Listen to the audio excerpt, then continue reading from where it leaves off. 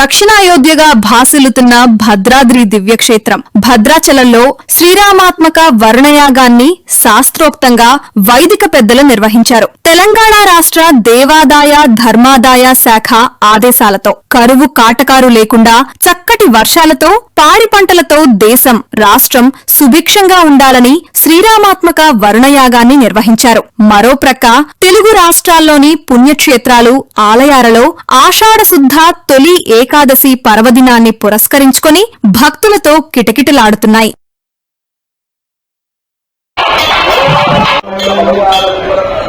భద్రాచలం ఇవాళ తొలి ఏకాదశి సందర్భంగా రాముల వారి దర్శనం చేసుకున్నాము. ఇక్కడ వెంకటేశ్వర స్వామి గుడికి వచ్చి వెంకటేశ్వర స్వామి దర్శనం చేసుకున్నాము. తొలి ఏకాదశి అంటే ఇక్కడ నుంచి పండగలు మొదలు అనే ఇది కదా. శనివారము ఇవాళ ఏకాదశి అన్నీ కలిసి రావడాన శివాలయంకి వెంకటేశ్వర స్వామి గుడికి రామాలయంకి వెళ్ళొచ్చాము. ప్రతి సంవత్సరం ఇలాగే వస్తూ ఉంటాం. అన్ని పండగలకి ఇలా వచ్చి దర్శనం చేసుకుంటూ ఉంటాం.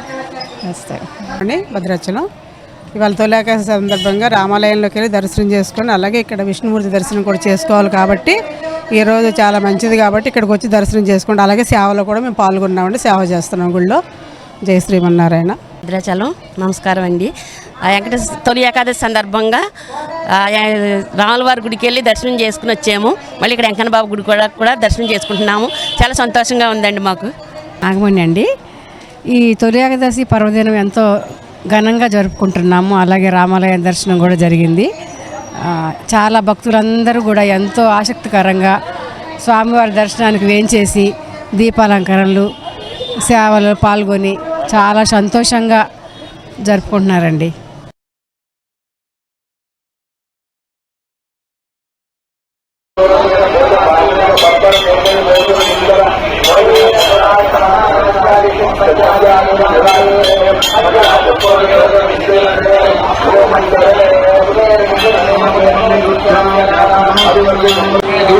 శ్రీరామాయ నమః. శ్రీమతే రామానుజాయ నమః.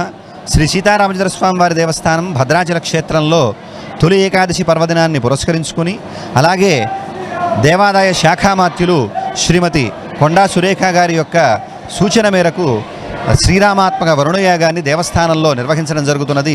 దీనికి కావాల్సినటువంటి ఏర్పాటులన్నింటినీ కూడా మా కార్యనిర్వహణాధికారి ఏర్పాటు చేయడం జరిగింది. అలాగే వైదిక బృందం యొక్క సలహాలు సూచనలతో ఆ వరుణయాగం చాలా ఘనంగా నిర్వహించడం జరుగుతున్నది భద్రాచల క్షేత్రంలో.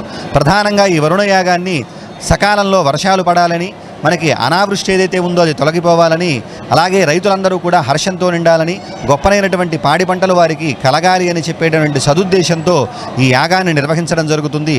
అలాగే భద్రాచల రామచంద్రమూర్తి యొక్క అనుగ్రహంతో ఈ యాగం సుసంపన్నమవ్వాలని, రాష్ట్రమంతా కూడా సుభిక్షంగా ఉండాలని కోరుకుంటూ జై శ్రీరామ్. పేరు సుజాత.